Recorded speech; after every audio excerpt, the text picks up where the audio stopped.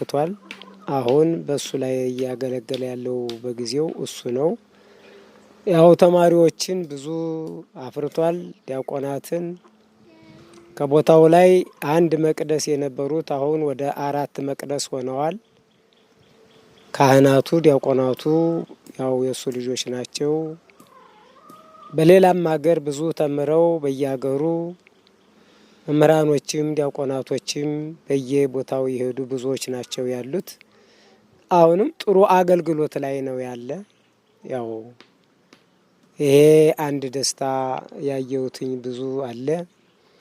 በአባታችን ወይም በወንድማችን በመላከ ሕይወት መምህር ሰናይ ስንሻው አማካይነት በእውነቱ ይቺ ቦታ ብቻ ሳትሆን ሌሎችም እንደ ደንበጫ ጽራሪያም ያሉት እንደነ ሾሊት ያሉት ሌላም ቦታ እንደነ ሽምናቦ ደብረ ታቦር ያሉት ቦታዎች እየተጎበኙ በእውነቱ እነ ጉላ ጽዮንን ዋዳን ጽዮንን ሌሎችም ብዙዎች ቦታዎች ያው በጉኝት ላይ እነ ጎድበርን ያህል የባለቤታቸው የውዴ አንለይ አገር በመሆኑ ብዙ አድራጎትና ብዙ ስራ እየተሰራበት ነው። ይሄም ያለንበት ቦታ እንግዲህ ቀደም ሲል ይቺ አገር በጠፍነት ነበር የምትታወቀው። አሁን ለምታ በህዝብም ሆነ በካህናትም ትልቅ ቦታ ሆና ተገኝታለች። ያንንም የተማሪዎችን ህይወት ለመጠበቅ ሲባል በመጀመሪያ ይሄን የምታዩት ቤት ተሰራ። ያው ይሄም ከተሰራ በኋላ ውስጥ ዳሪው ተለሰነ ጥሩ ሆኖ ተማሪዎች እከክ እየበላቸው ሙጀሌ እየበላቸው አልሆነ ቦታ ላይ እየወደቁ ያድሩ ነበረ። እንዲያውም አውሬም ያሰጋቸዋል እንል ነበረ። ከዚያ ወጣው እዚህ ጥሩ ቦታ ላይ እያደሩ እየዋሉ ነው። በተጨማሪ ደግሞ ውሃስ ትልቁ የሰው ልጅ ህይወት ውሃ ነው።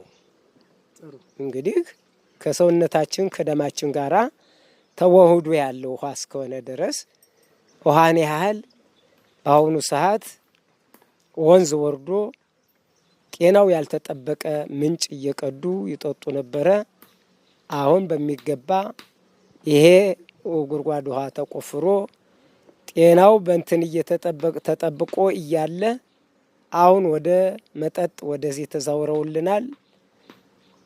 ይሄም ቀርቶ የመምህሩ ባለቤት በውሃ መጠጥ ተማሪዎች ማታም ማለዳም ያስጨንቋት ነበረ። እሷም ከዚህ ወጣ ከተንም ለሷ ተርፎ እሷም ቤተሰቧን ይዛ እየተጠቀመችበት ነው ያለ በአሁኑ ሰዓት እና ይሄንን ጌቴሴማኒ የተባለ በአሜሪካ በጎ አድራጎት በእውነቱ እግዚአብሔር ገድፎ እንዲያቆይልን ምስጋናችንን እናቀርባለን። የፈጣሪያችን በእውነቱ ፈቃዱ ይሁንልን። ሌሎችም እንደና አቡነ አረጋዊ የተባሉት ወልደ አረጋዊ የተባሉት አብረው ገድፈው ይህን ጉዳይ የሚከታተሉት ሁሉ እድሜያቸውን ያርዝምልን፣ ጸጋውን በረከቱን ይስጥልን እንላለን። በእውነት መላከ ሕይወት መምህር ሰናይ ስንሻው ታላቅ ጉባኤ ቤተ ጉባኤን ለመውደቅ በአሁኑ ሰዓት እንትን እያለ ያለውን የቅዱስ ያሬድን ታላቁን ቦታ እየጠበቁልን ያሉ ታላቁን ስራ ይሄ ነው። ደንበጫ ላይ የተደረገው ያቋቋም የቅኔው ቤተ ጉባኤ ተጠብቆ ያለ በእነሱ ነው።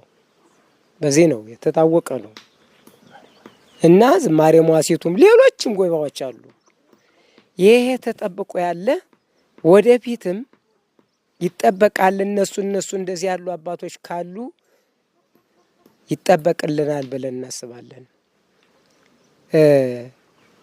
ጳውሎስ አስተምሮ 14ቱን መልእክት ሲያስተላልፍ አስተምሮ በየረገጣቸው ሀገሮች ተመልሶ ወደ ሌላው ሲሄድ ሰላም ለኩልክሙ እንዴት ነው ፍቅራችሁ? የያዛችሁትን እንዳትለቁ፣ የያዛችሁትን የነገርኳችሁን አደራ እያለ ያስተላልፍ ነበረ እና ወንድማችንንም የያዛችሁትን ሃይማኖትና የያዛችሁትን የአባቶችን አሰረ ፍኖት አደራ ብሎ በሩቅ እየተናገረ ያለልን ስለሆነ እድሜውን ያርዝምልን እላለሁኝ። ተማሪዎችንም ቤተ ጉባኤውንም እግዚአብሔር ይጠብቅልን በሰላም እላለሁኝ። እዚህ ላይ ያበቃለኝ።